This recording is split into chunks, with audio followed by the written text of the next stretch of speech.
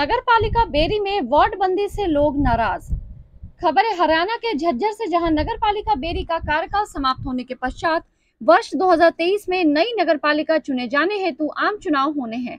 नई नगर पालिका में जहां अध्यक्ष का चुनाव सीधे जनता द्वारा किया जाएगा, वहीं वर्तमान 13 सदस्य नगर पालिका में एक अतिरिक्त वार्ड जोड़कर इसे 14 सदस्य बनाया जा रहा है। इस संबंध में सभी वार्डों का परिसीमन नए सिरे से किया जा रहा है। इस नए परिसीमन में वार्ड 8 की पसारियों वाली गली को 2 अलग अलग वार्डों में जोड़े जाने का मामला सामने आया है।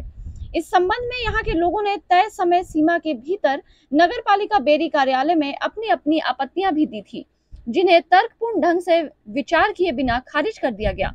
इस आपत्ति पर हस्ताक्षर करने वाले दिनेश कुमार का कहना है कि यह गली भौगोलिक रूप से एक इकाई का निर्माण करती है तथा पारंपरिक व सामाजिक रूप से सदैव वार्ड 8 का ही भाग रही है। इस मामले में प्रशासन का दावा है कि लीलू धोबी को दुकान से लेकर अमित पुत्र पवन के मकान तक का यह भाग एक टुकड़े का निर्माण करता है और साथ ही उन्होंने इस मकान के बगल से आम रास्ता जाने की बात कहकर इसे आर पार दिखाने की कोशिश की है। इस बारे में जब यहां स्थित मकान के मालिक सुशील शर्मा से बात की गई तो उन्होंने इसे सरासर गलत बताया और कहा कि यह सारा भाग उनकी निजी संपत्ति का हिस्सा है और उनके पास इसके स्वामित्व के वैध दस्तावेज भी हैं। उनका कहना है कि उनके प्लॉट से कोई आम रास्ता नहीं गुजरता। सुशील शर्मा ने इस कार्रवाई पर ऐतराज जताते हुए जिला उपायुक्त को इसकी शिकायत करने की भी बात कही है। पता चला है कि इस वार्ड बंदी पर निर्णय लेने के लिए जिस समिति का गठन किया गया था, उसकी बैठक में समिति की एक सदस्य के स्थान पर उसके ससुर को शामिल किया गया, जिसने प्रस्तावित मानचित्र पर उस सदस्य के नाम से हस्ताक्षर किए। अब देखना यह है कि इस पूरे मामले पर सरकार और प्रशासन क्या निर्णय लेते हैं। देखिए झज्जर से एरिया इंचार्ज अमित कुमार की रिपोर्ट। ये प्रॉपर्टी हमारी है। इस प्रॉपर्टी में हमारी ये बाउंड्री भी है, जो बाउंड्री दिखलाई दे रही है, और इसकी ऊंचाई, इस रोड की ऊंचाई उस रोड से जो है कम से कम 10 फुट की जो है आसपास है। ये प्रॉपर्टी वहाँ तक जो है हमारी है। हमने जो है हम इसका टैक्स भी भर रहे हैं। ये नहीं कि भाई जो है टैक्स नहीं भरा जा रहा है। हमारे पास अप टू डेट टैक्स भरा हुआ है और हमारे पास सारे दस्तावेज हैं इसके।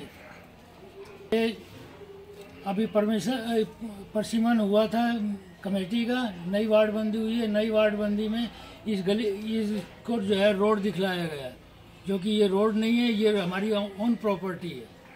ये हमारी जो है खानदानी प्रॉपर्टी है।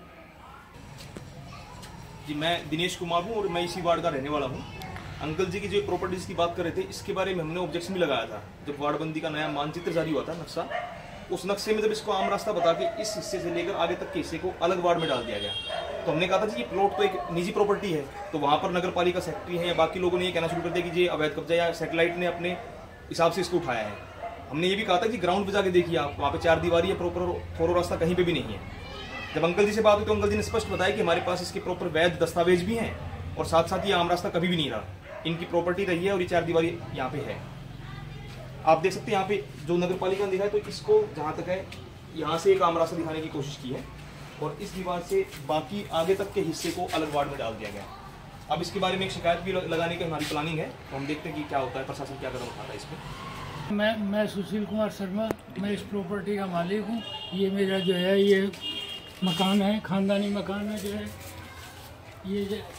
ये जो है आप देख सकते हैं, जो है ये मेरा इंट्रेंस है। पहले इंट्रेंस यहाँ होता था, अब इंट्रेंस हमने यहाँ कर रखा है।